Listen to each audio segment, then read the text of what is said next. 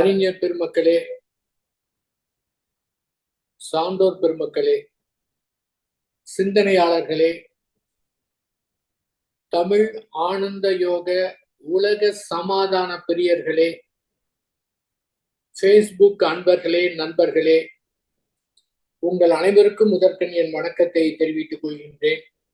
வாழ்க வளமுடன். ஸ்ரீ வேதாத்திரி மகரிஷி அவர்கள் அருளிய கவிதையிலே இத ஞான களஞ்சியம் அப்படின்னு வச்சிருக்கிறாங்க.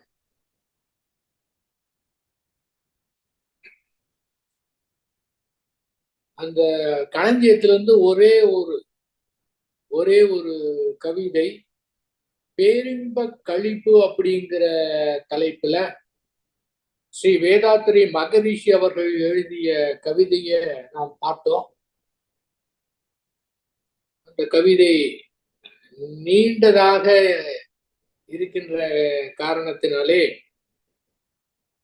சென்ற வாரம் நிறைவு செய்ய இயலவில்லை. இன்றும் கூட அது நிறைவு செய்ய முடியுமா என்று பார்க்கலாம்.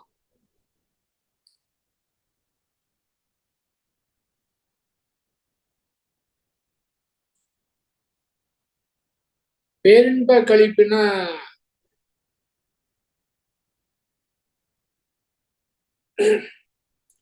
நிஜமாகவே பேரின்ப கழிப்பு தாங்க. இது வாய் வார்த்தை கிடையாது.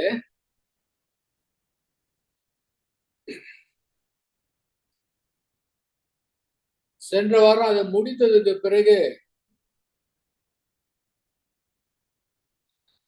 மகரிஷி அவங்க சொல்லுவாங்க பாத்தீங்களா, ஆன்மீக போதை அப்படின்னு சொல்லுவாங்க. அந்த மாதிரி தூங்கி முடிகிறவரை ஆன்மீக போதையாகவே இருப்பது. சரி, இது ஒரு அனுபவம். அதை பிடித்து வைக்காம அப்படியே ஆறு போல ஓட விட்டதுனால காலையில் எழுந்தவுடன் அது அத்துணையும் அப்படியே மறந்து விட்டது. ஒரு சாதாரண நிகழ்வாக இயற்கையாகவே அமைந்து விட்டது. இந்த வாரம் அந்த கழிப்பை தொடரலாம். பெண்களை பற்றி மகரிஷி அவங்க பெண்ணின மதிப்பை பற்றி அவர் தெளிவாக புரிந்து கொண்ட காரணத்தினாலதான் பெண்களுக்கும் தியானம் கற்றுக் கொடுத்து அவர்களும் கற்றுக்கொள்ளலாம், குடும்பத்தினவங்க அத்தனை பேரும் கற்றுக்கொள்ளலாம் அப்படின்னு இதை வடிவமைத்திருக்கிறாங்க. ஒரு ஆண் கற்றுக்கொண்டார் என்றால் அவருக்கு மட்டும்தான் பலன் கிடைக்கும். ஆனால் பெண் கற்றுக்கொண்டால் அந்த குடும்பமே நன்றாக இருக்கும். கரூர் அறிவித்துறை கோயிலுக்கு ஒரு அன்பர் வந்தார்.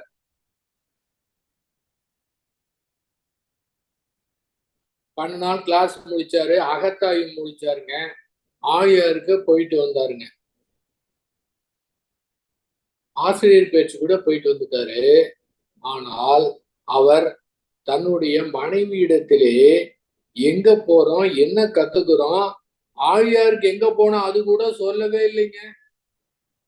ஒரு நாள் அவங்க வாழ்க்கை துணையை சந்தித்த போதுதான் தெரிஞ்சது இவர் எதுவுமே சொல்லுங்க. ஆச்சரியமா இருக்கு.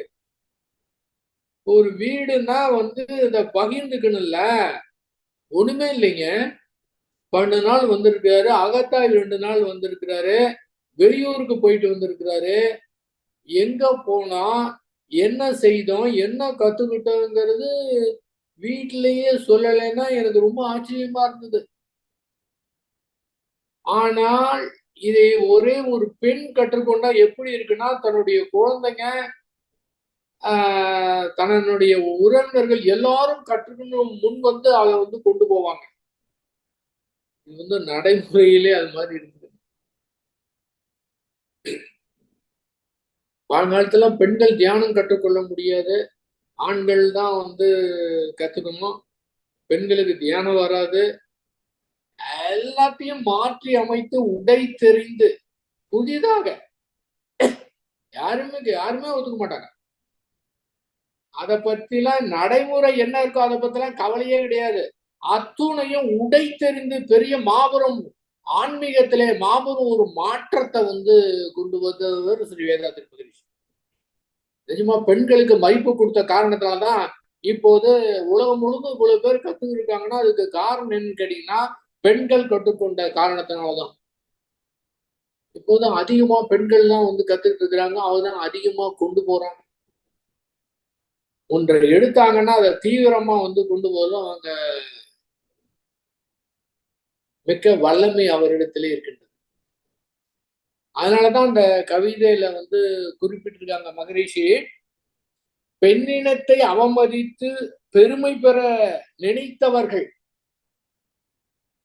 பெண்களை அவமதித்து இவங்க பெருமை பெறத்துக்கு பெண்களை அவமதிக்கிறது.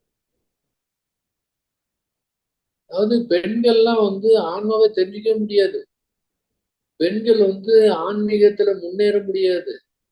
இது மட்டும் இல்லாம பெண்கள் ஞானமே அடைய முடியாது அப்படின்னு சொல்லி வைத்திருந்தாங்க. அவங்களுக்கு எப்படிதான் அது மாதிரி தோணுச்சோ தெரியல. பெண்ணினத்தை அவமதித்து பெருமை பெற நினைத்தவர்கள் பெரும்பாவ சுமையேற்று பெற்ற துன்பம் உலகம் அறியும். அந்த மாதிரி அவமதித்தா அதுக்கு உண்டான பலன் என்ன? ஏனென்றால் இயற்கை பெண்ணினத்தை எவ்வாறு அற்புதமாக படைத்திருக்கின்றது, அதனுடைய பெருமையை தெரிஞ்சுக்கலைனாலும் பரவாயில்ல, அவமதிக்க கூடாதுல்ல.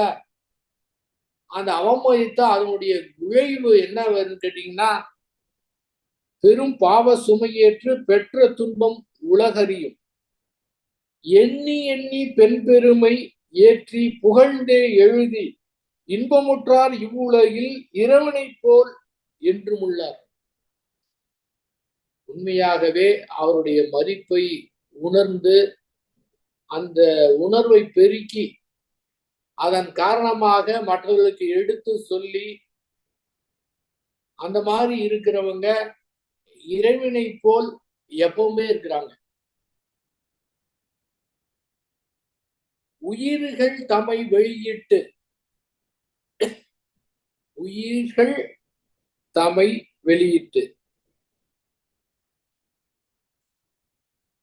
பாருங்க, இந்த சுத்த வெளி அசைந்து பின்னாகி காற்றாகி நெருப்பாகி நீராகி நிலமாகி, இதுல பாருங்க, இதுல எல்லா அனைத்திலுமே அது ஜட பொருளாக இயங்கிக் கொண்டிருக்கின்றது.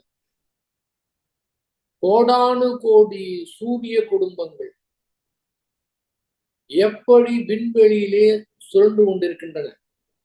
ஆனால் இந்த பூமியிலே தான் உயிர் தோன்றிருக்கின்றது. அந்த ஓர் அறிவு என்று சொல்லக்கூடியதிலிருந்து பல்வேறு விதமாக லட்சக்கணக்கான ஜீவராசிகள் அந்த உயிர் என்று சொல்லக்கூடியதுல. அப்ப எத்தனை உயிர் இருப்பாருங்க? அந்த அந்த புழுவிலிருந்து பூச்சியிலிருந்து பல்வேறு விதமாக எத்தனை உயிரினம் கடல்ல அந்த உயிரினு ஒண்ணு வந்ததுன்னு பாருங்களேன். அது எப்படி வந்திருக்கு? அதுதான் ரொம்ப ஆச்சரியம். அந்த உணரக்கூடிய உயிர் ஒண்ணு ரெண்டு இல்ல, எவ்வளவு வந்திருக்கு. உயிர்கள் தம்மை வெளியிட்டு உயிருக்கு உயிராய் உள் நிறைந்து அதெல்லாம் படைத்து அந்த உயிருக்கு உயிரா இருக்கக்கூடியது அதுதான் உள் நிறைந்து, அதுவேதான் உள் நிறைந்து உணர்வாயும் அறிவாயும் உலகில் பல்லுயிர் வாழ. உணர்வு இருக்கு, உணர்வாயும் அறிவாயும் உலகில் பல்லுயிர் வாழ பயிர் வகைகளாய் நிறைந்த பரங்கருணை யானுணர்ந்தே. அப்ப உயிர் உற்பத்தி ஆயிடுச்சுன்னா அது வாழணும். அது வாழ்வதற்கு என்ன வேண்டும்? இப்போ ஓரறிவு தாவரம்னா தண்ணீர் தேவை. அப்ப 2, 3, 4, 5 6வது அறிவு பெற்ற மனிதன்னா இந்த உடல்ல அந்த உடல்ல உயிர் வாழ்வதற்கு அதுக்கு என்ன வேண்டுமோ அந்த உணவின் மூலம் தான் அந்த ஒரு சக்தி கிடைக்கின்றது. அதனால் தான் அந்த உயிர் வாழுகின்றது. அப்ப பயிர் வகைகளால் நிறைந்த பருங்கருணை யான் உணர்ந்தேன். பயிர் வகைன்னா எத்தனை மரங்கள், எத்தனை செடி கொடிகள், என்ன எத்தனை விதமான விலங்குகள் உண்ணக்கூடிய வகையிலே அமைத்திருக்கிறது. மனிதன் உண்ணக்கூடிய வகையிலே எத்தனை விதமான உணவுகளை அது படைத்திருக்கின்றது. அதுதான் பல் பயிர் வகைகளால் நிறைந்தனா அதுவே நிறைந்திருக்குது. எது? அந்த இறைத்தன்மையே இந்த மாதிரி மாற்றம் அடைந்து அது உற்பத்தி பண்ணல. அதுவே பயிர் வகைகளால் நிறைந்த பரங்கருணை யான் உணர்ந்தேன். எவ்வளவு பயிர் வகைகள்! இந்த பூமியே ரொம்ப சின்னது. பிரபஞ்சத்தை ஒரு மேப் மாதிரி போடுறோம்னா பூமியை தூக்கிறதுக்கு இடமே கிடையாது. அவ்வளவு சின்ன இதுல, அவ்வளவு சின்ன பூமியில இதுல வேற 72 பங்கு தண்ணீரா இருக்குது, 22 பங்கு தான் நிலம். இந்த 28 பங்குல எத்தனை விதமான பயிர் கொடி வகைகள், மரம், அதுன்னு எவ்வளவு இருக்கு பாருங்க. அது படைக்கல, அதுவாகவே அந்த பரங்கருணை யான் உணர்ந்தேன். ஏன்னா அதுவே அந்த இறைநிலையே இந்த மாதிரி மாற்றம் அடைந்து, அதாவது பயிர் வகைகளை படைத்தான்னு இங்க சொல்லல, பயிர் வகைகளால் நிறைந்த அதுவே. எப்படி பாருங்க, அந்த இறை இல்லாத இடமே கிடையாது, எல்லாமே இறைதான். வேற எதுவுமே இல்லை, அத்துணையுமே. அப்போ ஒவ்வொன்றும் வாழ்வதற்கு எத்தனை படைத்திருக்குது பாருங்க. அப்போ ஓரறிவு தாவரம், அதுக்கு உண்டான நீர் வேணும், அதுக்கு உண்டான சத்து வேண்டும். அதுல இருந்து விதை உற்பத்தி ஆகிறது. அந்த விதையிலிருந்து இன்னொரு விதை, இந்த மாதிரி ஒவ்வொன்றாக எக்கச்சக்கமா உற்பத்தி ஆயிடுச்சு. அந்த விதையிலிருந்து 2 அறிவு, 3 அறிவு. அப்ப 2 அறிவு அதுக்கு தேவையான உணவு, 3 அறிவுக்கு தேவையான உணவு, 4 அறிவுக்கு, 5 அறிவுக்கு தேவையான உணவு எல்லாம் பல்வகையாக அப்படியே பெருகி நிற்கிறது. அதாவது மனிதன் மட்டும் இல்ல, உலகிலே எத்தனை ஜீவராசிகளோ, எத்தனை கோடிக்கணக்கான உயிரினங்கள் இருக்கின்றனவோ அத்தனை உயிரினங்களும் அது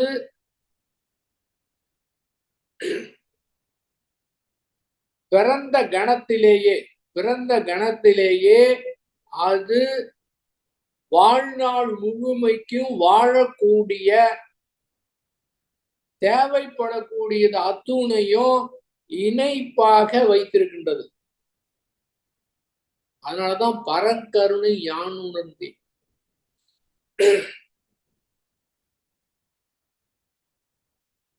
குழந்தை பிறந்த உடனேயே தாயினுடைய மார்புல பால் சுரக்குது.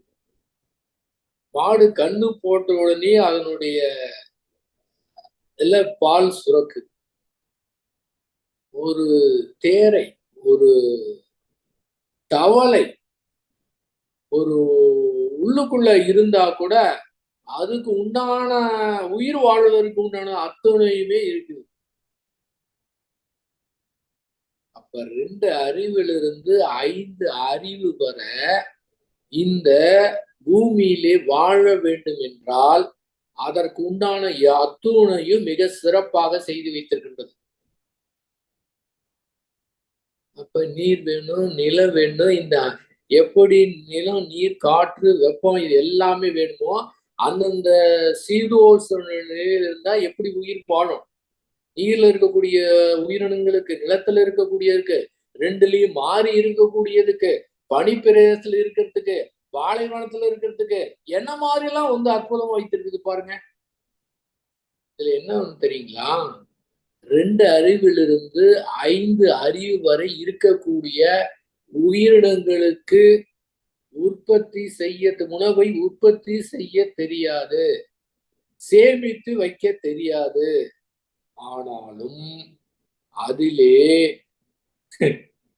பூமி தோண்டி எத்தனை லட்சக்கணக்கான வருடம் ஆயிடுச்சுங்க.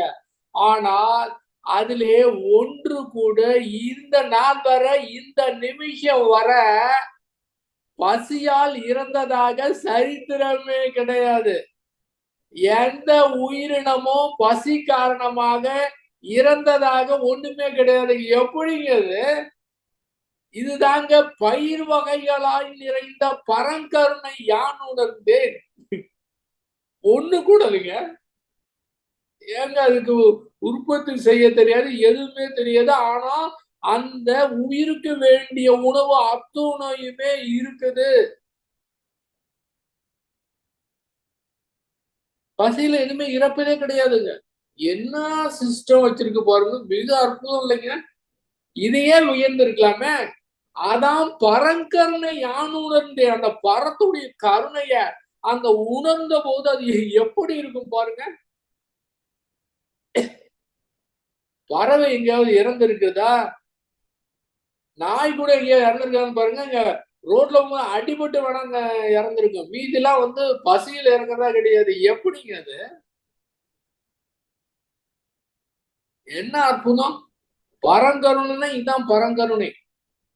ஆனால் என்னன்னா, மனிதனுக்கு உற்பத்தி பண்ண தெரியும், சேமிக்க தெரியும்.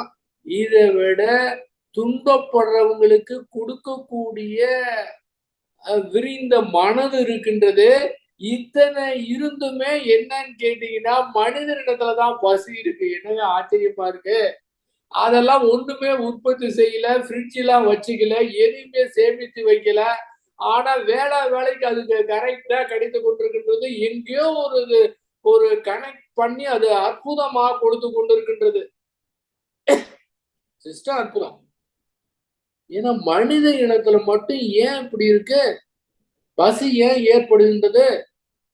ஏன் பசியில வாடுறாங்க? அடுத்த வேலைக்கு உணவு என்ன பண்றது? எவ்வளவு பேர் இன்னும் கஷ்டப்பட்டுக்கிட்டு இருக்காங்க. இதுக்கு என்ன காரணம்? அப்ப இயற்கையாக வாழ்ந்தா அங்கே பிரச்சனை இல்லை. அந்த இயற்கையே செயற்கையாக மாற்றி அந்த இடத்திலே வாழும்போது பல்வேறு சிக்கல்கள் ஏற்படுகின்றன. அந்த சிக்கல் ஏற்படாமல் இருக்கிறதுக்கு தான் அறிஞர்கள் அனைவரும் சேர்ந்து ஒரு சமுதாய அமைப்பு என்று ஏற்படுத்தியிருக்கின்றார்கள். என்னதான் இருந்தாலும் அது செயற்கை தான். அதன் காரணமாக தான் அதை ஏற்பாடு பண்ண விதத்திலையும் சிக்கல் ஏற்படுது. அதை நடைமுறைப்படுத்துறதுல சிக்கல் ஏற்படுது. நடைமுறைப்படுத்த தெரிஞ்சாலும் இந்த பேராசை காரணமாக மனிதனுக்கு தன்னுடைய தனி உடைமை காரணத்தினாலேயும் அந்த ஒரு ஒரு ஒரு பரந்த அறிவு இல்லாத காரணத்தினால்தான் சமுதாயத்துல சிக்கல் மேலும் மேலும் பெருகி கொண்டே இருக்கின்றது. இவ்வளவு ஆற்றல் படைத்து அத்தனையும் படைத்துட்டு அதை விட சிறப்பாக ஆறாவது அறிவை கொடுத்து அதை சரியாக பயன்படுத்தவில்லை என்றால் இந்த மனித சமுதாயத்தால் சிக்கல் இருக்கின்றது. வேற எங்கேயுமே சிக்கல் கிடையாதுங்க. அந்த மாதிரி மனிதனுக்காக இத்தனையும், மனிதனுக்கு மட்டும் இல்ல அத்தனை உயிரினங்களுக்கும் அது அற்புதமா படைத்து இருக்குதுன்னா அதன் கருணையை நினைத்தா எப்படிங்க இருக்கும்? மனிதன் நினைச்சா எப்படி இருக்கு? என்ன காரணம்? பார்க்கலாங்க. அவ்வளவு அற்புதமா இருக்கு. ஏன் இயற்கையை புரிஞ்சுக்க முடியல? ஏன் அறிவை சரியா பயன்படுத்த முடியல? ஏன் இந்த மாதிரி ஒரு தனது என்று அறிவு குறுகி ஏன் இருக்கின்றது? தனது இல்லாம அந்த அளவுக்கு அதெல்லாம் இல்லாம இருக்கிறப்ப இப்ப என்ன பயம்? ஏன் அறிவு இப்படி செயல்படுது? நிஜமா அந்த பரங்கருணைய உணர்ந்தோம் என்றால் இந்த மாதிரி நிச்சயமாக ஏற்படாது. தானாகவே அந்த விரிந்த பரந்த அறிவு ஏற்பட்டுடும். சரியா அறிவை பயன்படுத்தல. எப்படி பயன்படுத்துவது? எதையுமே பற்றியே பிடிக்க கூடாது. பற்று என்பதும் இருக்கக்கூடாது. பற்று இல்லாமல் இருக்க வேண்டும் என்று திரும்ப திரும்ப ஜபம் பண்ணிக்கிட்டு இருக்கக்கூடாது அப்படின்னு அதை விட்டு ஓடி விடுவதா? கிடையாது. அதிலே இருக்கணும். அதிலே இருந்து கொண்டு கடமைகளை செய்து கொண்டே தான் செய்தோம் அப்படிங்கிற நினைவே இல்லாம அறிவை சரியான முறையிலே பயன்படுத்தணும். அதற்கு ஒரே ஒரு வழி என்ன என்றால், அறிவு சரியான முறையில செயல்படணும். எங்கேயுமே பற்றி பிடிக்க கூடாது. இந்த ஜாதி, மதம், இனம், நாடு, மொழி என்று எங்கேயுமே பற்றி பிடிக்க கூடாதுங்க. இத தத்துவமா இல்லாம அப்படியே இருக்க வேண்டும் என்றால், அறிவு சிறப்பா செயல்படணும்னா, அறிவு அறிவாக இருந்து இந்த அறிவு மனதுல தலையிடாம, மனதை சரி பண்றேங்கிற முயற்சி செய்யாம, அந்த மனதிற்கு சுதந்திரத்தை கொடுத்தோம் என்றால், மனது நமக்கு சுதந்திரத்தை கொடுக்கும். இப்போது அறிவு ஃப்ரீயா இருக்கும், அழகா இருக்கும். வேற எங்கேயுமே இந்த அறிவு குறுக்காக திங்க் பண்ணவே பண்ணாது.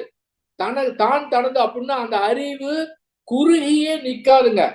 தான் தனது அப்படின்னு குறுகி நிற்காமல் இருக்குன்னா அறிவு ஃப்ரீயா இருக்குன்னா எப்போது நினைத்து பார்த்தாலும் அந்த அளவுக்கு அந்த நிஜமாகவே அந்த வேதாத்திரி மகரிஷி அவர்கள் சொன்ன அந்த பறந்து விரிந்த அறிவுன்னா இந்த பூமி அளவுக்குன்னா கூட இல்ல, இந்த பிரபஞ்சம் முழுதும் அந்த விரிந்த அளவு அப்படின்னா நிஜமாவே ஃபீல் பண்ணணும். அவர் எப்படி கொடுத்தாரு? தியானம் எதுக்காக கற்றுக் கொடுத்தாரு?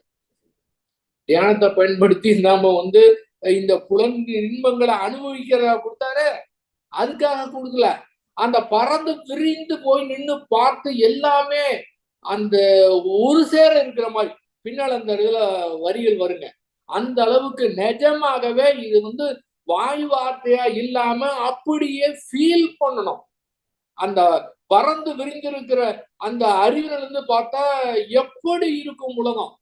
அந்த மாதிரி விரிய முடியலன்னா அறிவு குறுகி இறுகி இருந்த என்ன மாதிரி எண்ணங்கள் ஏற்படும்? பல்லுயிரும் இன்பமுற பல் வழங்கழாய் நிறைந்தான். அதேதான். பல்லுன பயிர் வகைகள் மட்டும் இல்ல, பல் வழங்கலாய் நிறைந்தான். யாரு? இறைநிலையே. இறைநிலை தனியா இருந்து கொண்டு மற்றதை படைக்கிறது இல்லைங்க. அதுவே மாற்றமாகி அதுவே எல்லாமாக பல்லுயிரும் இன்பமுற. 1 2 இல்ல, அத்தனையும் ஒரு அறிவு 6வது அறிவு படைத்த அத்துணை உயிருமே பல்லுயிரும் இன்பமுற பல் வழங்கலாய் நிறைந்தான். நல்ல உயிர் சிந்தனைக்கும் ஞானம் பெற ஐயுணர்வை வெல்லவும் நல்லறிவாய் விந்தை உடல் தந்த இறை. பல்வகையிலா நிறைந்து அந்த பரிணாம வளர்ச்சியில எந்த நிலைக்கு செல்ல வேண்டும்? ஞான நிலைக்கு செல்லணும், அறிவில முழுமை பெறணும், இயற்கையா இருப்பதை தெரிந்து கொள்ள வேண்டும், அந்த மெய்ப்பொருளே இங்கே இருப்பதை தெரிந்து கொள்ள வேண்டும், இயற்கையே இங்கே அறிவாக, சுத்த வெளியே இங்கே அறிவாக இருப்பதை தெரிந்து கொள்ள வேண்டும். அதற்கு என்ன பண்ணனா? நல்ல உயிர் சிந்தனைக்கும் ஞானம் பெறுவதற்காக ஐயுணர்வை வெல்லவும் ஞானம் பெறணும். என்ன பண்ண? ஐயுணர்வு வெல்லணும். ஐயுணர்வு இருக்கக்கூடியது எப்படி இருக்கிறது? 1 அறிவு, 2 அறிவு, 3, 4, 5 என்ன பண்றது? எதற்காக உற்பத்தி ஆடுச்சு? 4னா 4 மட்டும் அனுபவிக்கிறதுக்கு, 5னா 5 அறிவு அந்த இது மட்டும் அனுபவித்து அப்படியே மேல அதுக்கு மேல எதுவுமே கிடையாது. அது அப்படியே இயற்கையோட இயற்கையாக மாறி விடுகின்றது. ஆனா மனிதனுக்கு மட்டும் அந்த நல்ல உயிர் சிந்தனைக்கும் ஞானம் பெறுவதற்காக ஐயுணர்வை வெல்லவும் நல்லறிவாய் விந்தை உடல் தந்த இறை. நல்லறிவாய் அந்த 5 அறிவிலிருந்து 6வது அறிவு படைத்த மனிதனாக அந்த இடத்திலே அந்த எப்படி அறிவை பயன்படுத்தி ஞானத்திலே இருக்கிறோம் என்று தெரிந்து கொள்வதற்கு நல்ல உயிர் சிந்தனைக்கும் ஞானம் பெற ஐயுணர்வி வெல்லம். ஐயுணர்வு வெல்லணும். அப்ப விலங்கு மாதிரியே வந்து அது மாதிரி இருந்தா அது கூட தேவைப்பட்ட நேரத்துல பயன்படுத்திட்டு அப்படியே விட்டுடுது. ஆனால் இந்த ஐயுணர்வு வென்றாதான் மெய்யுணர்வு ஏற்படும். இந்த ஐயுணர்வு வெல்லாம இந்த 5 புலன்கள் மூலமாகவே இன்ப நாட்டமாகவே எப்போதுமே போயிட்டு இருந்தா எப்பதான் அந்த வெல்லக்கூடிய அறிவு கிடைக்கும். ஆனா இயற்கையாவே இருக்கு. ஐயுணர்வை வெல்லவும் நல்லறிவாய் விந்தை உடல் தந்த இறை இல்லையா உண்டா என்ற எழுகின்ற வாதங்களில் இலை துணியில் பாவாய் நூலாய் இருப்பது போல் பின்னியுள்ளான். ஒரு துணி இருக்குதுன்னா வந்து நேராகவும் இருக்கணும், குறுக்காவும் அந்த நூல் இருக்கணும். 2 பின்னி பிணிந்ததான் துணியை ஏற்படும். அந்த மாதிரி எல்லா இடத்திலும் இறையே இதுல வேற எப்படி இவ்வளவு அற்புதமா சிஸ்டம் படித்த இறைய போய் இந்த அறிவை வெல்லக்கூடிய 6வது அறிவு அதையும் கொடுத்துட்டு இதையும் கொடுத்து இதையும் சரியா பயன்படுத்தாம இல்லையா உண்டா அப்படின்னு வாதங்கள் பண்ணிட்டு இருக்கிறாங்க ரொம்ப பேரு.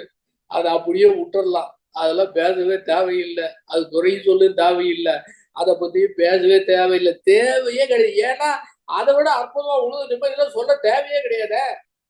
எதுவுமே அதை பற்றி பேசவே தேவையில்லை. அதை பத்தி நம்ம ஒரு பொருட்டே படுத்த தேவையில்லைங்க.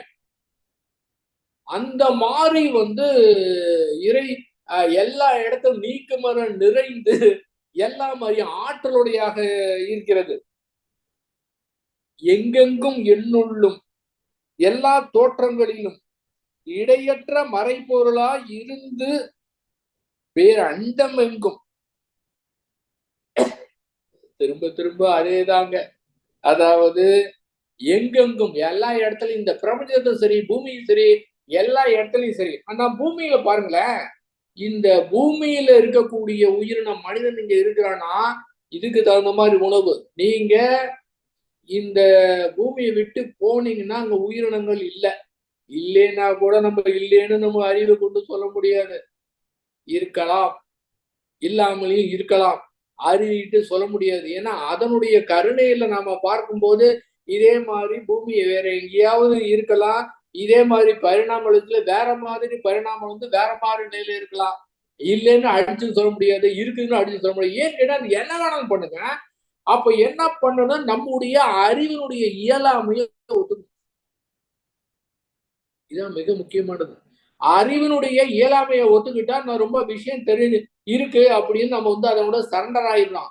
நமக்கு தெரிஞ்சதையே கொஞ்சமா தெரிந்து கொண்டு இதுதான் அப்படின்னு வந்து ஸ்ட்ராங்கா பேசணும்னா அது எப்படி இருக்கும்? அது ஒத்துக்கணும்.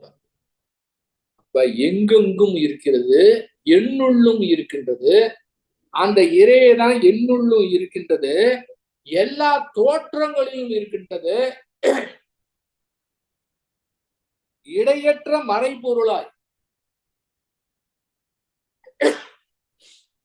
சுத்தவெளி அசைந்த நாளிலிருந்து இந்த மனித 6வது பெற்ற மனிதனிருந்து அது மாதிரி கோடிக்கணக்கான மனிதர்கள் ஏற்பட்டு இப்ப நாம இருக்கிறோம்னா அந்த சுத்தவெளி அசைந்த நாள்ல இருந்து இப்ப இருக்கிற மனிதன்ல இருக்கக்கூடிய உயிர் வரை இந்த அறிவு வரை நடுவே ஏதாவது கட்டாய் இருக்கான்னா கட்டே ஆகல, தொடர்ந்து நடந்திருக்குதுங்க. அந்த அளவுக்கு பரிணாம வளர்ச்சியில உயிரின பரிணாமம் அடைந்து எவ்வளவோ ஒரு ஒவ்வொன்றையும் அந்த அற்புதமா சிஸ்டம் அமைத்து இடையற்ற மறைபொருளாய் கொஞ்சம் கூட அங்க கட்டே ஆகலைங்க. நமக்கு அங்க கனெக்ஷன் வந்து எப்பவுமே இருந்து கொண்டே இருக்குது.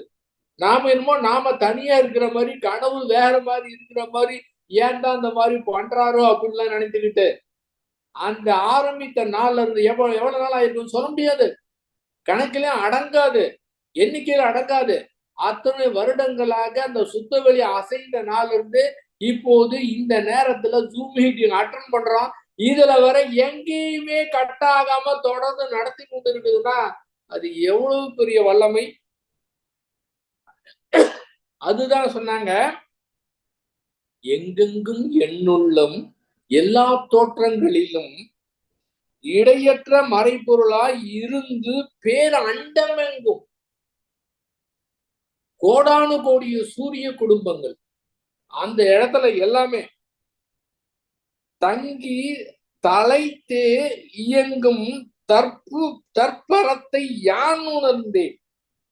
அந்த அந்த வரிகள்ல பாத்தீங்கன்னா அந்த எதுகை மோன இதெல்லாம் யோசனை எல்லாம் பண்ணி எழுத முடியாதுங்க. அப்படியே எழுதுனா அப்படியே இயற்கையே அவ்வளவுதான். இயற்கை இந்த வேதாத்திரி மாதிரி கைய பயன்படுத்தி அப்படியே பேனமொழி எழுத வேண்டியதுதான். ஒவ்வொரு ஒவ்வொரு வார்த்தையும் பாருங்க, ஒவ்வொரு வார்த்தையுமே 1000 கதை சொல்லுங்க. ஒரே ஒரு வார்த்தை, ஒரு வார்த்தையே 1000 கதை சொல்லுதுன்னா அது என்ன பேருன்பம் பாருங்க. எப்படி இருக்கு? இடையற்ற, எங்கேயுமே இடையற்ற, என்னமே இதே கிடையாது. மறைபொருளாய் சாதாரண பார்த்தா தோற்றங்கள் பார்த்தா தெரியாது. அது மறைபொருளா அந்த மாதிரி நடத்தி கொண்டிருக்கின்றது. மறைபொருளா இருந்து பேரண்டம் எங்கும் தங்கி தங்கி இருக்கு. தங்கி தழைத்தே இயங்கும். தழைத்துன்னா என்னங்க? நல்ல பயிர் தழைத்து வளருதுன்னா அது வளருது இல்ல, அதே போல தழைத்து அது இயங்கும் தற்பரத்தை யான் உணர்ந்தே. ஒன்றுமே இல்லாத, அசைவே இல்லாத ஒன்னே ஒண்ணுதான் இருந்தது. அந்த இடத்துக்குள்ளதான், அதுவேதான், தனியா கிடையாது. அந்த இடத்துல ஒன்றுமே இல்லாத ஒன்றிலிருந்து தன் இருக்க சூழ்நிலை அழுத்தத்தின் காரணமாக எங்கே அசைந்ததோ, அசைந்த உடனேயே, வெளியில கிடையாது, அந்த இடத்துலயே அதுக்குள்ளாரையே அசைந்து பின்னாகி அதனோடு அணுக்கள் சேர காற்றாகி, அணுக்கள் சேர நெருப்பாகி, அணுக்கள் சேர நீராகி, மேலும் அணுக்கள் சேர நிலமாகி, நிலத்துல இதுவரை அது நடந்திருக்குது. இதுக்கு முன்பாக எத்தனையோ கோடானு கோடி சூரிய குடும்பங்கள் இத்தனையும் இருக்கு. அதன் பிறகு அது நடக்கிறதுக்கே எத்தனையோ கோடிக்கணக்கான வருஷம் இருக்கும். அப்புறம் பூமி உற்பத்தியாகி நெருப்பு குழம்பு மேலே ஓடி போயிட்டு நீளமாகி அதுல ஒரு தாவரம், அதுல இருந்து எக்காச்சக்கமான தாவரம் 2வது அறிவா மாறி, 3வது அறிவா மாறி, 4வது மாறி, 5வதாக மாறி, 6வது அறிவு பெற்ற மனிதனாக மாறி, அதிலிருந்து கோடிக்கணக்கான மனிதர்கள் உற்பத்தியாகி இன்னும் போயிட்டே இருக்கு. தாய்தோய் இன்னும் போயிட்டே இருக்குது, மாறிக்கிட்டே இருக்குதுங்க. நிமிஷத்துக்கு கணத்துக்கு கணம் மாறிக்கொண்டே இருக்கின்றது, இன்னும் போயிட்டே இருக்கு. அப்பா, இந்த 22 பங்கு நிலத்துலதான் கிட்டத்தட்ட 700 கோடி பேர் இருக்கிறாங்க. அத்தனை பேருக்குமே என்ன சிஸ்டம்? ஒரு ஆளு 2 ஆள் கிடையாதுங்க. 700 கோடி பேருக்கும் வாயில போட்டு உணவை சுவைத்து உள்ள போயிட்டா 700 கோடி பேருக்கும் சிஸ்டம் அற்புதமா ஒர்க் பண்ணுது. வெளியில உணவு உற்பத்தி பண்றது, கிரைண்டர் தேவைப்படுது, சமைக்கிறதுக்கு தேவைப்படுது, என்னமோ தேவைப்படுது. ஆனா இந்த வயிற்றுல உணவை அப்படியே ஜீரணித்து 7 தாதுக்களாக மாற்றி இன்னும் உணர்வை கொடுத்து, எத்தனையோ விதமான உணர்வை கொடுத்து, எண்ணங்களை கொடுத்து, இன்னும் என்னமோ செய்து அந்த வினைப்பதிவு ஏற்படுத்தி அதன் பூர்வமாக என்னமோ அவங்க செயல்கள்லாம் செய்து விஞ்ஞானம் வளர்ந்து அவை என்னமோலாம் கண்டுபிடித்து இன்னும் போயிட்டே இருக்குது. தவ ஆரம்பிச்ச நேரத்துல இதுவரை எத்தனையோ கோடிக்கான நிகழ்ச்சி நடந்துருச்சு, போகுது, இன்னும் போகுது, தொடர்ந்து போயிட்டே இருக்குது. மனித உயிரை பிறந்து இறந்து பிறந்து இறந்து தொடர்ந்து போயிட்டே இருக்குங்க, பெருகிட்டே இருக்குது, போயிட்டே இருக்குதுங்க. போன செகண்ட்ல இருந்து இந்த செகண்ட் இல்ல, இன்னும் நடந்து போய் கொண்டே இருக்குதுங்க. எப்பதான் முடியும் தெரியாது, எப்ப முடியும் தெரியாதுங்க, எப்ப ஆரம்பிச்சது அதுவும் தெரியாது. அந்த மாதிரி போய்கொண்டிருக்கின்றது. எப்படி? தலைத்தே இயங்கும். இயங்குங்கிற வார்த்தைக்கு தான் இந்த அளவுக்கு இயங்குதுங்க. அடுத்த ஜெனரேஷன், அடுத்த ஜெனரேஷன், இந்த ஜெனரேஷன்ல என்ன இருக்கின்றதோ, என்ன அறிவு இருக்கின்றதோ, அந்த அறிவு அப்படியே டிரான்ஸ்ஃபர் பண்ணக்கூடிய கெப்பாசிட்டி. அடுத்த ஜெனரேஷனுக்கு அதை விட அறிவு, அடுத்த ஜெனரேஷனுக்கு அதை விட அறிவு, அது மாதிரி தொடர்ந்து போயிட்டே இருக்குங்க. இந்த 5 வர இருக்கிற வர திரும்ப திரும்ப அதுவேதான். அந்த மாதிரி மட்டும்தான் இருந்தது. மனித இனம் வந்ததுக்கு பிறகு அந்த அறிவு, அந்த இப்ப நாம வந்து +2 படிக்கக்கூடிய சப்ஜெக்ட் எல்லாம் வந்து இப்ப வந்து 1வது 2வதுல படிக்கிறாங்க அறிவு. அதே சமயத்துல அறிவும் பெருகி கொண்டே இருக்கின்றது. அதே போல அறிவை பயன்படுத்தாம செய்யக்கூடிய செயலின் காரணமாக, செயல் வடிவ தத்துவம் தெரியாத காரணத்தினால, கர்ம வினை தெரியாத காரணத்தால தவறு செய்து அதே அறிவு சமுதாயத்திலே சிக்கலை ஏற்படுத்துது. இது அது செய்யல. அப்ப அது ஒண்ணு, அது இருக்குது, அது செய்யுது அப்படின்னா அதுவே எல்லாமே செய்வது கிடையாது. எதற்காக அறிவு கொடுத்திருக்கின்றது? அது ஒண்ணுதான் இருக்குன்னா அப்ப எல்லா சிஸ்டம் அது மேலேயே வந்து நம்ம ஃபால்ட் போடலாம். அது ஏன் இப்படி படைத்தது? ஆனால் அந்த மாதிரி கிடையாது. அந்த மாதிரி கிடையாது. நீ மற்றவர்களுக்கு என்ன செய்கின்றாய்? அதாவது வேதாத்திரி மகரிஷி அவர்கள் சொன்ன மாதிரி யாருக்கும் துன்பம் தரக்கூடாது, துன்பப்படக்கூடிய உயிருக்கு அந்த துன்பத்தை போக்கணும் அப்படின்னு அறிவு கொடுத்திருக்கு. 6வது அறிவு கொடுத்திருக்கு. சிந்தனை செய்து நல்லது மட்டும்தான் செய்யணும் அப்படின்னு கொடுத்திருக்கு. அதை பயன்படுத்தி நல்லது செய்யாம சமுதாயத்துக்கு வேற சிக்கலை ஏற்படுத்தினா, இந்த சிக்கலை ஏற்படுத்தி அதன் தொடர் விளைவாக மேலும் சிக்கலை ஏற்படுத்திக் கொண்டு இந்த மனித சமுதாயமே தத்தளித்துக் கொண்டிருக்கின்றது. எப்படி தத்தளித்தாலும் சரி, அதனுடைய செயல் விளைவாக தொடர்ந்து போயிட்டே இருக்குதுங்க. அதை இயங்கும் அப்படிங்கிற வார்த்தைக்கு தாங்க இதுங்க. இயங்குதுன்னா அப்படி போகுது, அடுத்து போயிட்டே இருக்குதுங்க. எல்லாம் மறந்துருங்க. எப்படி போன வாரம் பேசின அப்படியே மறந்துருச்சு. ஆனா இந்த வாரம் அந்த நிலைக்கு போகும்போது அப்படியே எனர்ஜி கழிச்சு திரும்ப ஒரு கிக்கு கிடைக்குது பாருங்க. இந்த மாதிரி அந்த பரல் கருணைய வாயை திறந்து பேசணும்னு வச்சுக்கீங்களேன், நிஜமா வாயை திறந்து பேசுனா அது பொய் தான். இதை வாய் திறந்துலாம் பேசி புரிய வைக்க முடியாது. அப்படியே ஜாலியா அப்படியே என்ஜாய் பண்ணிட்டு அப்படியே இருந்துடணும். அதுதாங்க இயற்கை பண்ணிட்டு இருக்கு. நீ என்ன வேணாலும் பேசிக்க, கத்திக்க, கதறிக்க, எது வேணாலும் நடந்து போகுது. கவலையே கிடையாது, துளி கூட கவலை கிடையாது. ஆனா மாறாம தவறாம அப்படியே துல்லியமான செயல் விளைவு தத்துவம் கொடுக்குது பாத்தீங்களா? அதுதாங்க ஸ்ரீ வேதாத்திரி மகரிஷி திரும்ப திரும்ப சொல்லக்கூடியது. செயல் விளைவு தத்துவத்தை புரிந்து கொண்டு சரியான முறையில் வாழ்க்கை நடத்தி இந்த சமுதாயத்துக்கு நன்மை செய்யற மாதிரி ஆட்கள் வரணும். அதற்குதான் இந்த அறிவை அவர் வந்து பயன்படுத்தி மக்களுக்கு வந்து கொடுத்தார். என்ன மாதிரி ஒரு பரந்த விரிந்த அறிவில் அவர் வந்து அது என்ன நோக்கத்தோடு கொடுத்திருப்பார், என்ன உணர்வோடு கொடுத்திருப்பார். அதுக்கு தானே அத்தனையும் கத்துக் கொடுத்தாரு. சரியான முறையில் அதை பயன்படுத்தணும்ல. இல்லை என்றால் பயன்படுத்தவென்றால் தெரிஞ்சாலும் சரி, தெரியாவிட்டாலும் சரி, புரிந்தாலும் சரி, புரியாவிட்டாலும் சரி, பிடித்தாலும் சரி, பிடிக்காவிட்டாலும் சரி, அந்த செயல் விளைவு தத்துவத்தை அவரு கொடுத்திருக்காரு. அதான் புரிஞ்சுக்கணும். யாரோ ஒரு புரிந்து கொண்டார்களோ இயற்கையாக மாறி விடுவார்கள். இந்த இடத்துல நம்முடைய கடமையை செய்து கொண்டே இருக்க வேண்டும். வேற அது நடத்திக்கிட்டு தான் இருக்கும். அதுக்கு முன்னால யாரும் ஒண்ணுமே பண்ண முடியாது. அதை மட்டும் புரிந்து கொண்டவர்கள், அறிவிலே தெளிவாக இருக்கக்கூடியவர்கள், நிஜமாகவே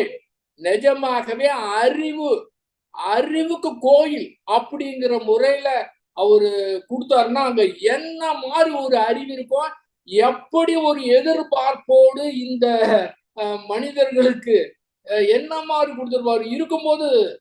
இருக்கும்போது கூட இப்போது கூட இன்னும் இல்லாமல் இட்டால் கூட சூக்குவமாக அதை இயங்கி கொண்டிருக்கின்றார். கொடுத்தது எதற்கு, என்ன பண்ணிட்டு இருக்கிறாங்க? பரவாயில்ல, செயல் விளைவு தத்துவம் நமக்கு நம்பிக்கை இருக்குன்னா நாம தெளிவா இருக்கலாம். இந்த மேம்பாடு அடைவதற்கு நாம வந்து செய்யலாங்க. நாம பொறுப்பேற்றுக்கலாம். மனம் தளரவே தேவையில்லை. அது எப்படி இருந்தாலும் பரவாயில்ல, செயலொளி தத்துவத்துல நமக்கு நம்பிக்கை இருக்குல்ல, அப்ப நாம செய்யலாங்க. அந்த மாதிரியா இயங்கிக்கிட்டு இருக்கின்றது. வேற சாதாரண பார்த்தா வேற மாதிரி இருக்கட்டும், வேற வழி கிடையாது. வேறு வழி கிடையாது. சரிவா அறிவை பயன்படுத்தலைன்னா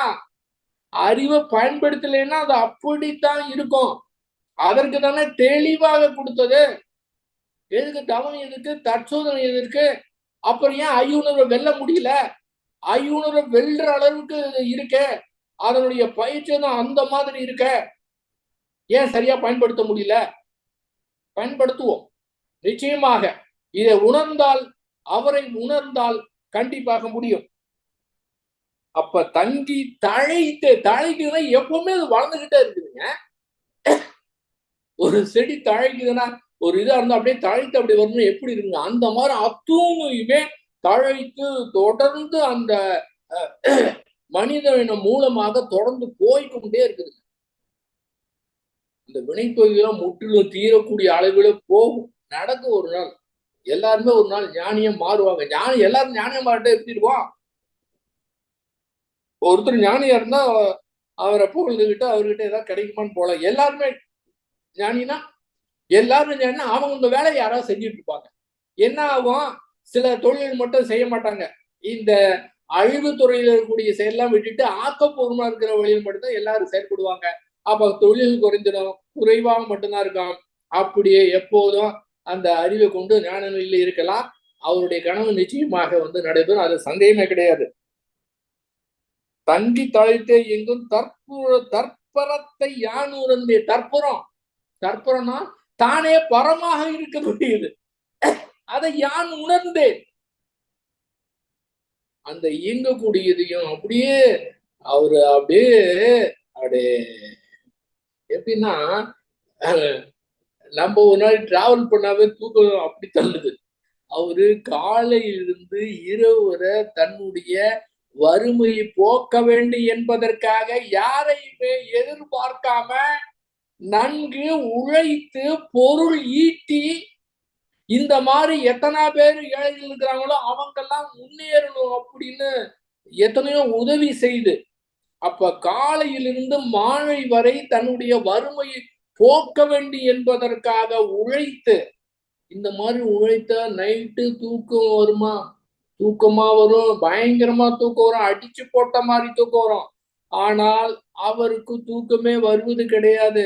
பகல் முழுதும் வறுமையை போக்க வேண்டும் என்ற எண்ணம், இரவு முழுவதும் கண் விழித்து ஆராய்ச்சி, அப்படியே அது பாட்டுக்கு வருது. அந்த எனது வாழ்க்கை உலகம் புத்தகத்தில் குறிப்பிட்டிருப்பாரு, இந்த பஞ்சபூத தத்துவ பூங்காவிலே 10 ஆண்டு காலம் கழித்திருக்கின்றேன். அப்ப நைட்ல விழித்திருக்கிறப்ப அதுவா, அதாவது இத படித்தோ இல்ல கேட்டோ வர்றது கிடையாது. அந்த மாதிரி நிலையிலே நிற்கும் போது அந்த இயற்கை காட்சிகள் அப்படியே இயற்கையாக எப்படி நடந்திருக்கின்றது, என்ன மாதிரி நடந்திருக்கின்றது, உயிரின பரிணாமம் எப்படி நடந்திருக்கின்றது, எல்லாமே அப்படியே பளிச்சுன்னு அறிவுக்கு அப்படியே தெரிகின்றது. அப்படி பிரபஞ்சத்தை பார்த்தா எப்படி டிவியில பாக்குறோமோ அதே போல டிவி ஷோ போல அந்த மாதிரி காட்சி கிடைக்கின்றது. அவ்வப்போது அந்த இயற்கை கொடுத்து கொண்டே இருக்கின்றது. என்ன காரணம்னா, தானே பரமாக இருக்கக்கூடிய காரணத்தினாலே தற்பரத்தை யான் உணர்ந்தேன் சொல்லும் போதுதான் அது எல்லாமே காட்சியாக அந்த மாதிரி கிடைக்குது.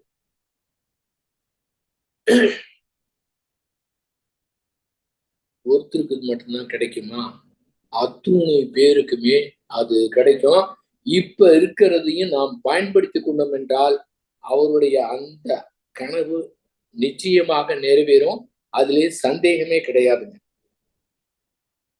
தற்புறத்தை யான் உணர்ந்தேன். எதனால தெரியுங்களா?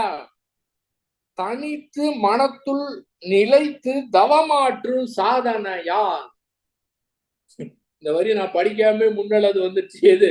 அந்த ராத்திரி ஃபுல்லா எங்க வறுமையை போக்குன்னு உழைத்துட்டு நைட்டெல்லாம் ஆராய்ச்சி செய்து, நீங்கெல்லாம் மண்டையை போட்டு உடச்சிக்கிட்டுலாம் இருக்கவே தேவையில்லை. அப்படியே ஃப்ரீயா மனதை விட்டு மனதை சரி செய்ய வேண்டாம் அப்படின்னு தெளிவாக புரிந்து கொண்டு மன உணர்வுகளை நான் எந்த விதத்துல சீரமைக்க மாட்டேன், அதை சீரமைக்கக்கூடிய பொறுப்பு நமக்கு கிடையாது அப்படின்னு ஃப்ரீயா விட்டு அதனோடு சரண்டர் ஆகிவிட்டோம் என்றால் அந்த இயற்கையே அப்படியே பழிச்சுன்னு தன்னுடைய கதவுகள் எல்லாத்தையும் திறந்து வைக்கணும்.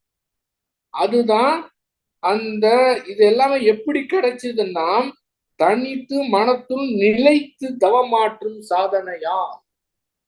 தனியா உட்கார்ந்து தவமே பண்ண தேவையில்லை.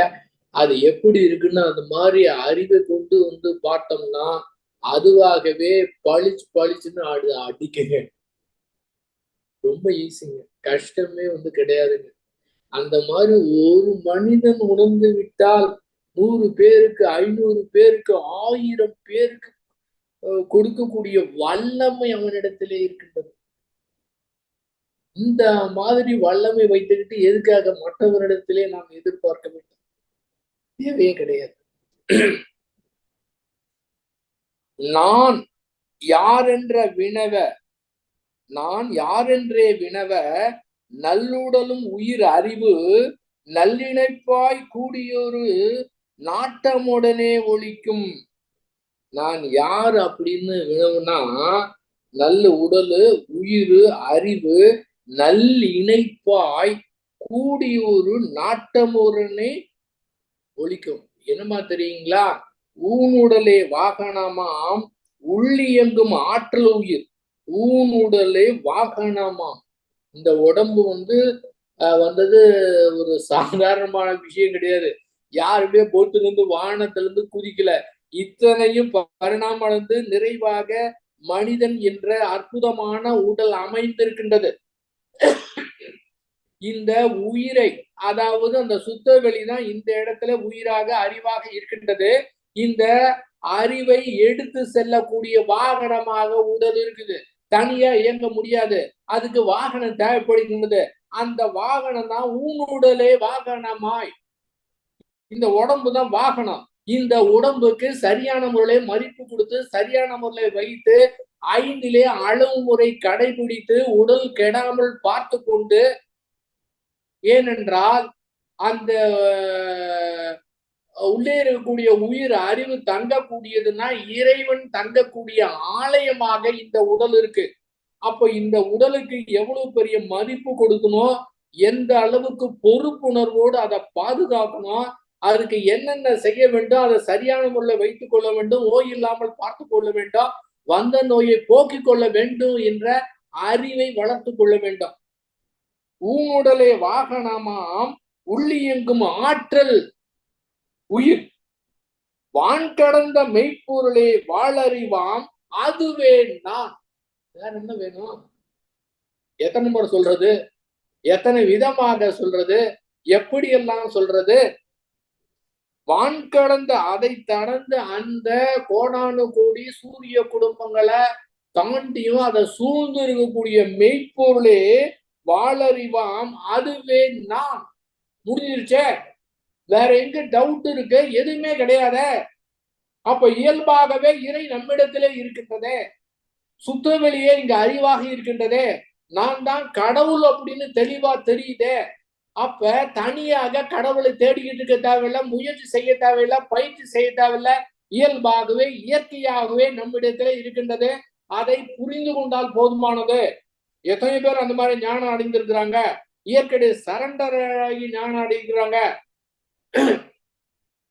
சில பேர் நீதான் மெய்ப்பொருள் அப்படின்னு சொல்லியிருக்கிறாங்க. குரு ஒரு சொல்லிட்டார். குரு சொல்றேன்னா வேற அப்பிலே கிடையாது. அவர் நான் தான் கடவுள், நான் தான் மெய்ப்பொருள் அப்படின்னு தீவிரமா நம்பினார். 3 வருஷம் கழிச்சு ஒரு நாள் பார்த்தா அப்படியே அவருக்கு தான் வேற நிலைக்கு போனது தெரிஞ்சது. ஸ்ரீ பகவத் ஐயா அவர்கள் கூட அவருடைய குருவாளர்களுடைய தேனி சுமன் ஒருத்தர், அவர்கிட்ட போனப்போ அவர் முதல் அதான் சொன்னார், நீதான்ப்பா மெய்ப்பொருள் சொன்னார். இதுவரை எல்லாரும் சொல்லியிருக்காங்க. அவர் சொன்னது பிறகு அப்படியே ஸ்ட்ராங்கா நினைத்து பார்த்தா அவருக்கு அது தெரிஞ்சிருச்சு. அப்பதான் தெரிஞ்சது நம்மிடத்துல இயல்பாக இருக்கின்றது, இது தேடவே தேவையில்லை, இயல்பா நம்மிடத்திலே இருக்கின்றது. என்ன மாதிரி இதுல கொடுத்துருக்குறாங்க பாருங்க. வான் கடந்த மெய்ப்பொருளே வாழறிவாம் அதுவே நான். ஆமா, அதுவே நான்ங்கிறது எப்படி தெரிஞ்சது? எப்படி தெரிஞ்சதுங்களா? சொல்றாரு பாருங்க, அழகுங்க. என்ன சொல்றாரு பாருங்க, என்னுள் அவனை வைத்தேன், என்னுள் அவனை வைத்தேன். யாரோ சொல்றாங்கன்னு வெளியிலாம் போய் தேடல.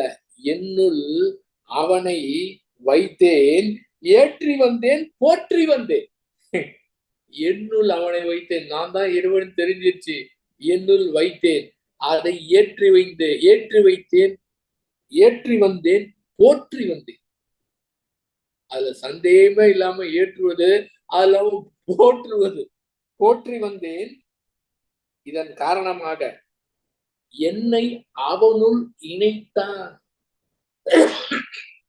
அது நம்மிடத்துல இருந்தால் கூட அது தெரியாத காரணத்தினால, புரியாத காரணத்தினால தான் வேறு அது வேறு என்று நினைத்து கொண்டிருக்கிற காரணத்துல அது என்னமா இருக்க காரணத்தினால அது புரியல.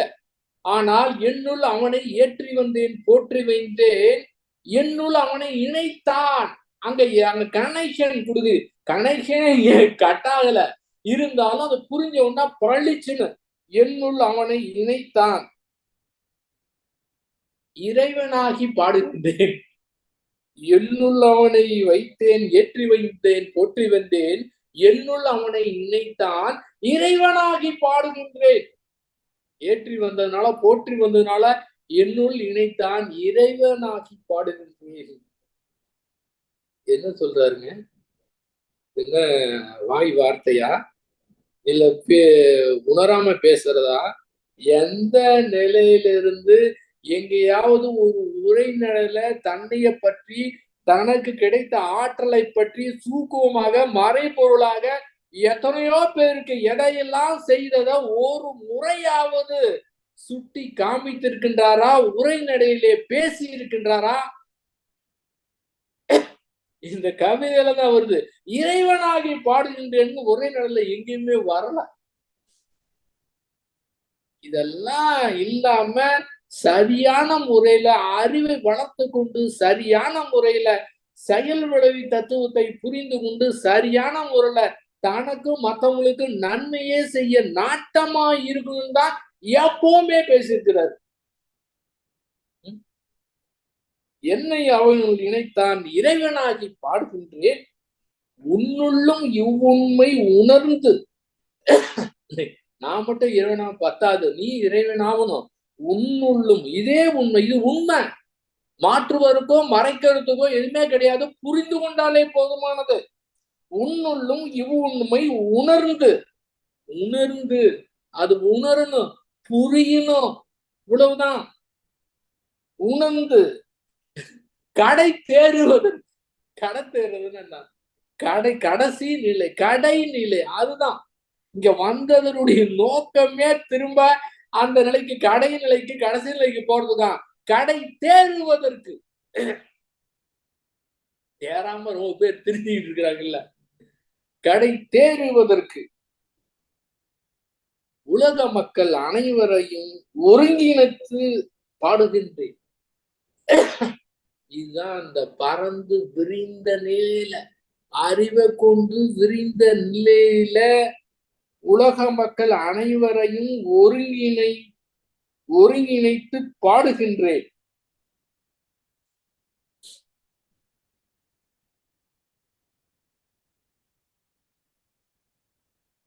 வேதாத்திரி மகரிஷி என்ன சொன்னாருங்க? என்னுள் அவனை வைத்தேன், ஏற்றி வந்தேன், போற்றி வந்தேன், என்னை அவனுள் இணைத்தான், இறைவனாகி பாடுகின்றேன், உன்னுள்ளும் இவு உண்மை உணர்ந்து கடை தேர்வதற்கு உலக மக்கள் அனைவரையும் ஒருங்கிணைத்து பாடுகின்றேன். அவர் இறைவனாயிட்டார்ல. அவரை தெரிஞ்சவங்க யாரா இருந்தாலும் இறைவனாயிருவாங்க. இப்ப நான் சொல்றேங்க, இப்ப எனக்கு தோணுனதை நான் சொல்றேங்க. சொல்ல வேண்டியத நேரத்துல இந்த நேரத்துல சொல்றேங்க. என்னுள் அவனை வைத்தேன், ஏற்றி வந்தேன். என்னுள் வேதாத்திரிய மகரிஷியை வைத்தேன், அவரை ஏற்றி வந்தேன், போற்றி வந்தேன். என்னை அவருள் ஒரு குறிப்பிட்ட நேரத்திலே இணைத்தார். இணைத்தார்னா நான் தவம் கத்துக்கிட்ட புதுசுலயே, ரொம்ப புதுசுலயே 86ல கத்துனா 87லயே ஒரு நாள் மௌனம், சண்டே மௌனம் இருந்துட்டு நைட்டு அப்படியே சாப்பிட்டு ஒரு 9-9:30 மணி இருக்கும்போது நான்லாம் செய்யல, இதெல்லாம் நடந்ததுங்க. அப்போது இருக்கும்போது வேதாத்திரி மகரிஷி வாழ்க வளமுடன், அருள் தந்தை வாழ்க வளமுடன், வேதாத்திரி மகரிஷி வாழ்க வளமுடன், அருள் தந்தை வாழ்க வளமுடன் அப்படின்னு அப்படியே மோனத்துல உச்சரிக்கல, மோனத்துல அப்படியே நினைத்து கொண்டிருந்தேன். ஒரு குறிப்பிட்ட கட்டத்துல அதை உச்சரிக்கவே முடியல. அங்கிருந்து அப்படியே ஒரு எனர்ஜி இறங்கி மீதியில முடிஞ்சிருச்சு, கதை முடிஞ்சிருச்சு. மேற்கொண்டு உச்சரிக்கவே தேவையில்லை.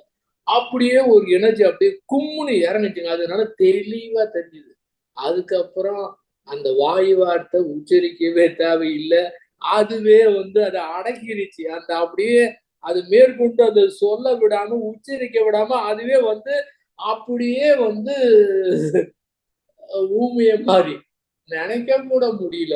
திரும்ப அது கிடைச்சதுக்கு பிறகு கூட நன்றி சொல்வதற்கு கூட வேதாத்திரி வாழ்வுடன் சொல்ல முடியல. அந்த மாதிரி எனர்ஜி. இதுதான் இணைப்பு. அதுக்கு பிறகு நேரடியான இணைப்பு என்னுள், அதாவது என்னுள் வேதாத்திரி மகரிஷியை வைத்தேன், ஏற்றி வந்தேன், போற்றி வந்தேன். என்னுள் அவரை இணைத்தார்.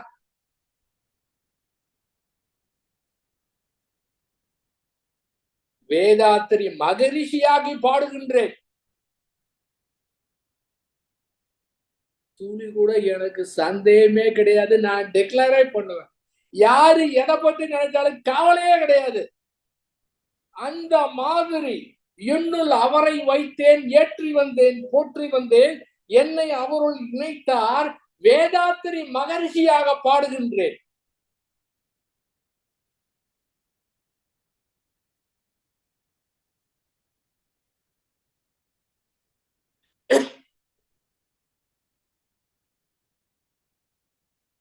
இதுல கேட்டிருக்கிறவங்களுக்கு நீண்ட நாள் கேட்டதுனால என்னை பத்தி தெரியும்.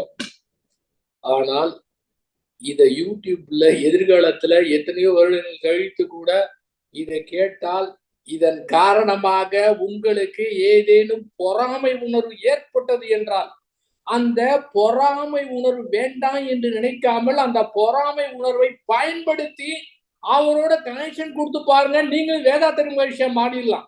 இதுல டவுட்டே கிடையாது, சந்தேகமே கிடையாது. யார் வேணும் மாறலாம். இத பெருமைப்பட்டுக்கிறதுக்கு தேவையில்லை. ஏன்னா எல்லாருமே வேதாத்திரி மகிழ்ச்சி தான். எல்லாருமே இறைவன் அப்படின்னா எல்லாருமே வேதாத்திரி மகரிஷி தானே. அப்ப உன்னுள்ளும் உண்மை உணர்ந்து கடை தேறுவதற்கு உலக மக்கள் அனைவரையும் ஒருங்கிணைத்து பாடுகின்றேன். தயவு செய்து புரிஞ்சுக்குங்க. அருவமாக இப்போது இருந்தால் கூட அது என்ன மாதிரி இயக்கம் தெரியுங்களா? அறிவுல முழு பெறணும், ஒற்றுமையா இருக்கணும், அமைதியா இருக்கணும், சந்தோஷமாக இருக்கணும், உலகமே நன்றாக இருக்கணும். அது ஏக்கம் என்ன மாதிரி இயக்கம் தெரியுங்களா? அது அது சாதாரணமான இயக்கம் கிடையாதுங்க. என்ன மாதிரி இயக்கம் அது?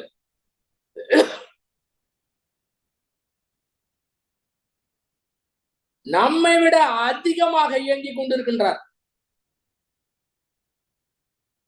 அப்ப என்னுள்ள அவனை இணைத்தான்னா அப்படி எந்த மாதிரி இணைப்பு கிடைக்கும் தெரியுங்களா? அந்த ஒரு தாகமோ ஒரு ஏக்கமோ மக்களுக்கு நல்லது செய்ய வேண்டுங்கிற ஒரு எண்ணமோ அவர் எந்த நிலையில இருந்தார் அந்த ஏக்கம் இருந்தா அந்த இணைப்பு கிடைக்கும்.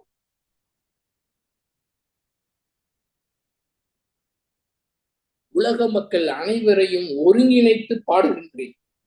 உலக பொருள் உடலுக்கும் உண்மை பொருள் உயிருக்கும்.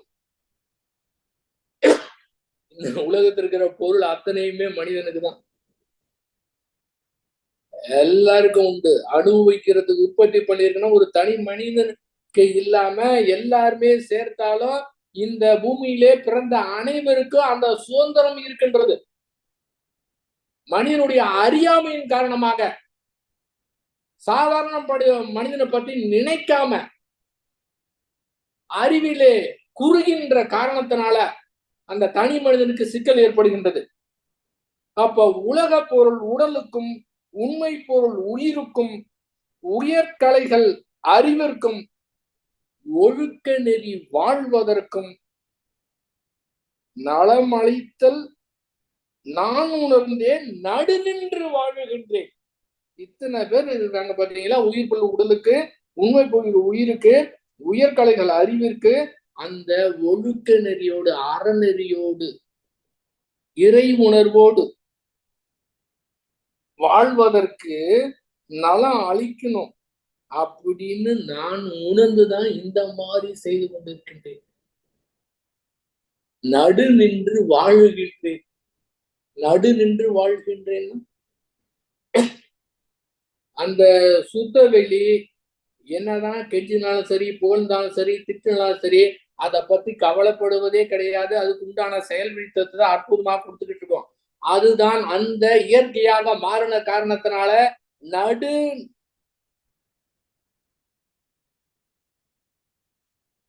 நலமளித்தல் நான் உணர்ந்த காரணத்தினால நடு நின்று வாழ்கின்றேன். தமிழ்நாடு, இந்தியா, உலகம் எங்கேயுமே இல்லாம, தனியாக எதையுமே இல்லாம, எங்கேயுமே பற்று இல்லாம, எதையுமே பிடித்து வைக்காம, ஜாதி மத இன நாடு கணைந்து உலகத்துல எத்தனை பேர் அத்துணை உயிருமே எந்த நாடா இருந்தாலும் சரி, எந்த மொழியா இருந்தாலும் சரி, எந்த மதமா இருந்தாலும் சரி, எந்த இனமா இருந்தாலும் சரி, அத்துணை பேரும் ஒன்றுதான் அப்படின்னு ஒரு நடுநிலையில இருந்து அந்த வாழ்கின்றேன்னா, அங்க ஒரு தனியார் அப்படியே உட்காந்துக்கிட்டு அப்படியே ஆலியார்ல மாடியில உட்காந்துட்டு என்ன ஸ்டேஜ் நடு நின்று வாழுகின்றேன். அதன் மூலம் கொடுக்கக்கூடிய வாழ்க்கலைகள் அத்தனை பேருக்கும் போய் பரவி எவ்வளவோ பெரிய மாற்றத்தை ஏற்படுத்தி இருக்கிறது. எத்தனையோ கோடான கோடி மக்களுடைய அமைதியாக வாழ்ந்து கொண்டிருக்கின்றார்களே, குடும்ப அமைதியிலே திளைத்து கொண்டிருக்கின்றார்களே, அந்த ஒருத்தர் தானே. அதுக்கு என்ன காரணம்? அது நடு நின்று வாழ்ந்த காரணத்தினால.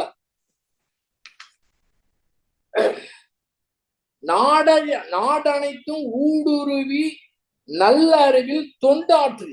என்ன வார்த்தை பாருங்க, நாடனைத்தும் ஊடுருவி. பாருங்க, இந்த வார்த்தைக்கு முன்னாலே எனக்கு அது வந்துருச்சு. இப்பதான் அந்த வார்த்தையை படிக்கிறேன். அந்த மாதிரி எப்படி சுத்தவழி தான் அசையாமல் இருந்து கொண்டு அத்துணையும் அசைய வைத்துக் கொண்டிருக்கின்றதோ, அதே போல நாடு அனைத்தும் ஊடுருவி நல்ல அறிவில் தொண்டாற்றி, அந்த அந்த அறிவுல, நல்ல அறிவுல அந்த தொண்டு, அந்த உலக நல தொண்டுன்னு எப்படிங்க டிக்ளேர் பண்ணாரு? யாரும் என்னவோ போட்டுக்கிட்டாரு. ஏங்க ஒரு உலக நல தொண்டுன்னு போட்டுக்கிட்டாரு? ஏங்க அவரு இந்த மாதிரி உலகத்துல ஒரு மாபெரும் மாற்றத்தை ஏற்படுத்திய, எதிர்காலத்துல ஒரு பெரிய உலக சமாதானம் வந்துன்னா அதுக்கு வித்துட்டு, அதுக்கு கடுமையாக பாடுபட்டு மக்களை நாடைட்டு ஊடுருவி நல்லறிவுல தொண்டாற்றினார்னா, அவரே உலக நல தொண்டன் போட்டுக்கிட்டாருன்னா நாமெல்லாம் ஒண்ணுமே போட்டுக்க முடியாது. ஸ்பிரிச்சுவல் ஸ்கூல் டிவின்னு நம்ம பிரகாஷ் ஒரு நண்பர் ஆரம்பித்தாரு. அது சொன்னாரு, மனோரனுக்கு முன்னாடி நீங்க ஏதாவது போட்டே ஆகுனாரு. மாஸ்டர் மனோரன் போடுறேன்னாரு. இல்லைங்க, வேணாங்க, கண்டிப்பா எதுவுமே போடணும், சும்மா நீங்க மனோரன் போடுங்க. முடியவே முடியாதுங்க, நான் ஏதாவது போட்டே தீர்வேன், நீங்க ஒத்துக்கலைன்னா மாஸ்டர் மனோரன் போட்டுனாரு. வேணாங்க, மாஸ்டர் போடாதீங்க, மகரிஷி ஞாபகம் வச்சு உலக நல தண்டன் போட்டுக்குங்க அப்படின்னு சொல்லி அதுல போட்டாரு. அதுக்கு முன்னால பேர் வேணா சொல்லிக்கலாம். ஆனா அந்த உலக நல தொண்டன் எப்படி அடியாருக்கு அடியாராக அப்படின்னு சொல்லுவாங்க பாத்தீங்களா, அது மாதிரி உலக நல தொண்டன் வேதாத்தின்னு போட்டுக்கிட்டாருங்க. வையமெல்லாம் வாழட்டும் வாழ்க்கை வளம் காத்து இனித உலகமே நல்லா இருக்கட்டும், வையகம் வாழ்க வளமுடன். எப்படி? வையமெல்லாம் வாழட்டும் வாழ்க்கையுடைய வளம் காத்து இனிதாய். மனிதனா பிறந்திருக்கான அந்த வாழ்க்கையுடைய வளம் காத்து, அதை காத்திருந்தா இனிமையா மாறும். வாழ்க்கை வளம் காத்து இனிதாய் வளரட்டும் மெய்யறிவு வாழ்க்கை இன்பம் துய்த்தலிலே. இன்ப நாட்டம், மனிதனுக்கு இருக்கக்கூடிய இன்ப நாட்டம் இருக்குது பார்த்தங்களா, அது போயிட்டே இருக்கு. இந்த மெய்யறிவு இல்லாதனால ஐயுணர்வே போய் 5 புலன்கள்ல இன்னும் வேணும், எப்படி வேணும், என்னென்னமோ மாத்தி என்னென்னமோ பண்ணிட்டு இருந்தாங்க. ஒண்ணுமே கிடையாது. இந்த பேரின்ப கழிப்புக்கு முன்னால நத்திங், ஒண்ணுமே கிடையாது. அனுபவிச்சுட்டா இது கிடைக்காம தான் பாவம். இந்த இந்த பேரின்பத்தை அனுபவிக்கிறதுக்கு தான் தேடி தேடி தேடி தேடி தேடி அதுல போய் மயங்கி அதுலதான் பேரின்பம் நடிச்சுக்கிட்டு இருக்கிறாங்க. ஆனா உள்ளுக்குள்ள இருக்கிறது இதுதான் தேடிட்டு இருக்குது. ஆனா வேற ஏதோ தேடிக்கிட்டு அதுக்கு சரியான ஒரு வாய்ப்பு வசதி கிடைக்காத காரணத்தால பாவங்க. நம்ம குறையே சொல்ல வேண்டாம், பாவம். இதுக்கு சரியான நம்மளை கொண்டு போமாறு அதுல மயங்கி இருக்கு. வாழ்க்கை இன்பம் துய்த்தலிலே வளரட்டும் மெய்யறிவு, அதாவது வையமெல்லாம் வாழட்டும் வாழ்க்கை நலம் வளம் காத்தினதாய் வளரட்டும் மெய்யறிவு வாழ்க்கை இன்பம் துய்த்தலில். உண்மையான மெய்யறிவு ஏற்பட்டா வாழ்க்கை இன்பம் அனுபவிக்கிறதுல அந்த மெய்யறிவு ஏற்பட்டா அந்த இது உணர்ந்துடலாம். வளரட்டும் மெய்யறிவு வாழ்க்கை இன்பம் துய்த்தலிலே உய்ய மெய்ப்பொருள் நாட்டம் உலகெங்கும் மக்களிடம். இந்த இன்ப நாட்டத்துக்கு பதிலா மெய்ப்பொருள் நாட்டம் உலகமெங்கும் மக்களிடம் ஓங்குக மேலோங்குக நம்ம உள்ளங்கள் ஒன்றுபடும். எங்க நம்ம உள்ளங்கள் அத்துணையும் ஒன்றுபடும்னா என்ன பண்ணணும்? இந்த மெய்ப்பொருள் நாட்டம் அதிகமாக இருக்கணும். உய்ய மெய்ப்பொருள் துய்த்தலிலே உய்ய மெய்ப்பொருள் நாட்டம் உலகெங்கும் மக்களிடம் ஓங்குக மேலோங்குக. நம் உள்ளங்கள் ஒன்றுபடும், நம்முடைய உள்ளங்கள் ஒன்றுபடும். ஒரு முறை தேசிய நதிநீர் இணைப்பு திட்டத்துக்காக ஒரு கூட்டம் நடைபெற்றது. அதுக்கு என்ன பண்ணணும், எந்த மாதிரி பண்ணணும், என்னெல்லாம் செய்யணும் எல்லாம் பேசினாங்க. பல்வேறு துறை நிபுணர்கள் பேசினாங்க. நிறைவாக மகரிஷி பேசினாரு. இப்படிதான் ஸ்டார்ட் பண்ணாரு. இந்த நதிகள்லாம் இணைக்கிறதுக்கு பதிலாக முதலாவதாக நம்முடைய உள்ளங்களை இணைக்கணும், ஒருங்கிணைக்கணும். அப்பதான் எல்லாமே சொன்னாங்க.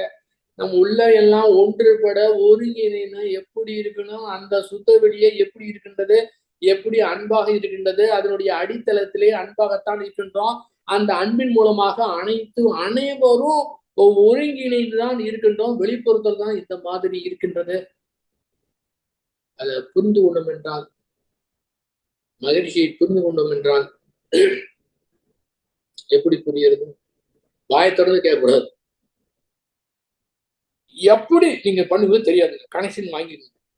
யாரையும் கேட்கக்கூடாது. எப்படி அந்த ஒரு இதுல அது என்ன அப்படியே முடிஞ்சு அடுத்த செகண்ட் அந்த இயற்கை இருக்கிற இடம் தெரியாம ஜாலியாக நன்றாக நம்முடைய கடமைகளை செய்துக்கிட்டு எதுக்குமே கவலைப்படாம இருக்கலாம்.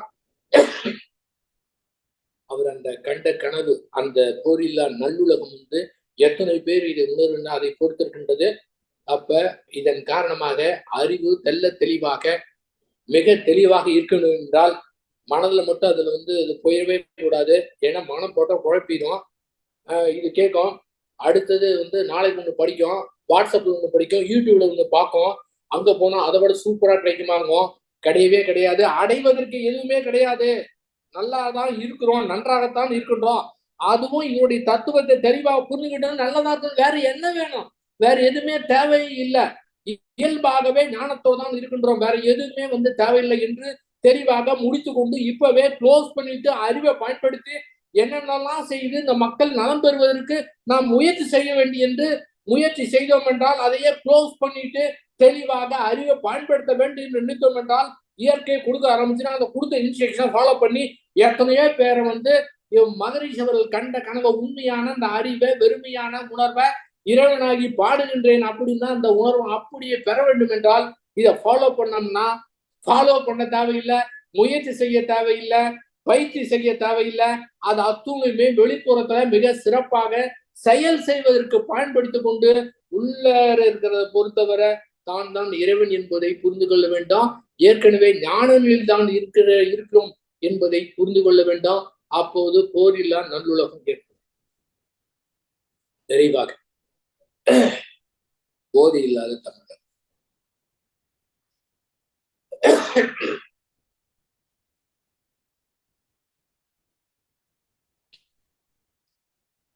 யாரோ ஒருத்தர் ஸ்கூல்ல போய் பேசிட்டு அந்த கவர்மெண்ட் ஸ்கூலுக்கு 2 லட்சம் ரூபாய் பணத்தையும் கொடுத்துட்டு வந்தா, ஏங்கப்பா இந்த இளைஞர்கள் இந்த மது போதையினால எவ்வளவு சீரழிந்து கொண்டிருக்கிறார்கள், இத பத்தி யாராவது யூடியூப் சேனலோ ஊடகமோ பத்திரிகையோ கவர்மெண்டோ அரசியல்வாதிகளோ யாராவது இத பத்தி கவலைப்படாம பொறுப்பு இல்லாம இந்த சமுதாயத்தை சீரழித்துக் கொண்டிருக்கின்றார்கள்.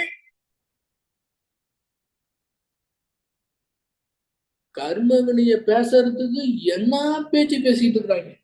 யாராவது ஒரு ஆள் பேசிருக்கிறீங்களா?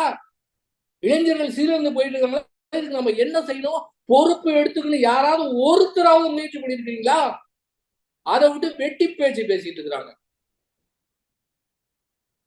எல்லாம் நன்மைக்கு.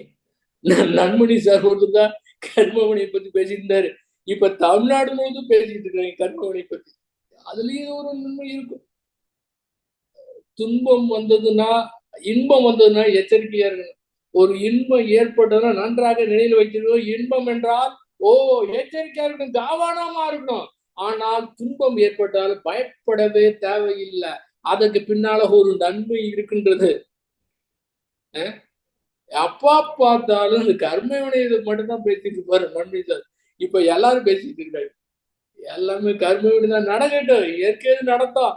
நாம மட்டும் தெளிவான அறிவோடு இந்த இளைஞர்களை மீட்டெடுப்போம் என்று உறுதி கொண்டு ஏதேனும் எதையாவது செயல் செய்து மாற்றம் அடைப்போம். மாற்றத்தை நாம கொடுப்போம். நம்மளால கண்டிப்பா முடியும். நம் உள்ளே வேதாத்திரி இருக்கின்றார். ஆகவே சந்தோஷத்தோடு ஜாலியாக வாழ்க்கை நடத்தி கொண்டு கடமைகளை மனம் தளராம சோர்வு அடையாம இதெல்லாம் கண்டுக்காம அத்தனையும் ஜாதி மதம் இனம் நாடு மொழி எதையுமே பிடித்து வைக்காம பறந்து விரிந்த நிலையில இருந்து செயல்படுவோம் என்று கூறி அத்துணை பேருக்கும் நன்றி கூறி அமைகின்றேன். வாழ்க வையகம், வாழ்க வையகம், வாழ்க.